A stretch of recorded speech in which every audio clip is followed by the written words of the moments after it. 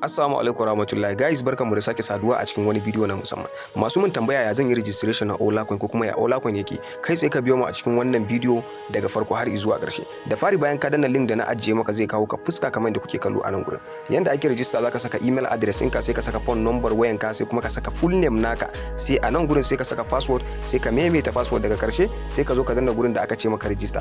Kana danna wannan abubuwan shikenan automatically kai register zai kawo ka page kamar da kuke kallo na login. Sai ka zo ka saka email address ɗinka da kuma password ɗinka da kai register da shi kai tsaye kamar da kuke kallo. So kamar da kuke kallo bayan ka riga da kai register ka shigo cikin account ɗinka, wannan shine dashboard ɗin da zai fara nuna maka. So ku sani cewa ana yin trading ne kullum, ana yin trading sannan ana samun riban dala 15 a kowace rana. Bayan 24 hours za a zo a baka riban dala 15, amma mafi karancin abin da mutum zai fara yin wannan kasuwanci da shi shine dala 525 kamar da kuke kallo. So idan baka da wannan kuɗin, abu mafi sauki idan ka shigo ka lura daga sama nan gurin za ka kalli account ɗinka yana demo account. To abin da za ka yi a gurin za ka taɓa gurin kamar da kuke kallo, sai ka mai da shi live account.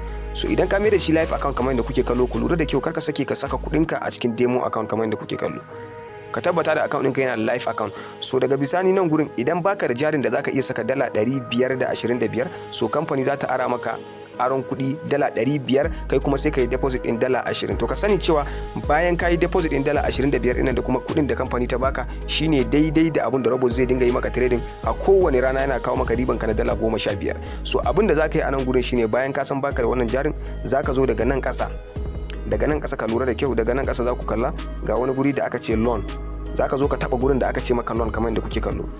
Bayan ka zo ka taba gurin da aka ce maka loan, ga wani layi a nan gurin, wannan dan abun ake so ka ja shi kamar da kuke kallo, wannan ake so ka zo ka cike shi kamar da kuke kallo. Idan ka taba za ku kalli adadin dala yana hawa kamar da kuke kallo. Idan kun lura a nan gurin za ku kalli dala 500 kenan. So in ka ja layin yayi baya, haka za ka zo ka taba shi, sai ka tabbatar da ya nuna maka dala 500, sai ka zo ka danna request loan kamar da kuke kallo. So kana yin request loan kamar da kuke kallo, loan request successfully daga sama. So abin da za ka yi a nan gurin shi kenan, sai ka zo ka taba wannan layuka kamar da kuke kallo. Ga wani layi a nan gurin za ka zo ka taba shi kamar da kuke kallo. Bayan ka taba, ga wani gurin da aka zo aka ce maka deposit. So za ka yi deposit in dala 25 ne kawai. So kafin nan bari na fara nuna muku yanda tsarin withdrawal na abin nan yake, abin da ya kara burge ni da kuma ya kara kayatar da ni a cikin wannan project na Olacoin na trading. So kai tsaye za ka zo ka taba kan withdrawing. Idan ka taba kan withdrawing, minimum withdrawal din su in kun lura a nan gurin shine dala 25, wanda a kwana biyu zaka iya samun ta. Sannan withdrawal fee nasu, bi ma'ana charges da ake dauka 10% ake dauka a cikin abin da zaka cire. A alal misali zaka yi withdrawing in dala 100, to dala 90 za a tura maka, dala 10 kuma shine na kamfani. Sannan abin da ya kara burge ni a nan gurin shine duk ranar Sunday, wato ranar Lahadi, ana yin withdrawal ne kyauta ba tare da an dauki wannan charges na 10% din ba. Sannan minimum withdrawal nasu gashi nan kamar da na ga muku dala 25, sannan kuma a 'yan mintuna kaɗan ake tura ma da kuɗin ka. To kai tsaye za mu zo mu taba kan gurin da aka ce deposit din nan, saboda mu yi deposit mu ma mu fara wannan trading kamar inda kuke kallo. Za mu zo mu taba deposit, ba mun taba deposit za mu zo mu saka amount. Minimum abin da ake farawa shine dala 25. So bayan ya nuna maka ka zaka zo, sai ka zo ka zabi wannan USDT kamar da kuke kallo, zaka zo ka zabi BEP20, sai ka zo ka taba BEP20, za su baka address kamar da kake kallo, sai ka zo ka copy wannan address din kamar da kuke kallo ga ta a nan gurin. Kawai abin da zaka yi, zaka taba ta ne kai copy, sai ka koma Binance naka, sai ka je ka turo amount na dala 25 kamar da kuke kallo. So kai sai zamu koma cikin Binance mu kamar da kuke kallo. So kamar da kuke kallo za mu taba kan withdrawing kai tsaye, za mu zo mu zabi withdrawing kamar da kuke kallo. So bayan mun zo mun zabi withdrawing, za mu zabi dala da za mu je mu tura a wannan wallet address namu kamar da kuke kallo. So da fari za mu yi pasting din wannan address din. Bayan mun yi pasting, za mu zo nan gurin sai mu zabi BEP20 kamar da kuke kallo. Za mu zo mu tura minimum of 25 USDT kamar da kuke kallo.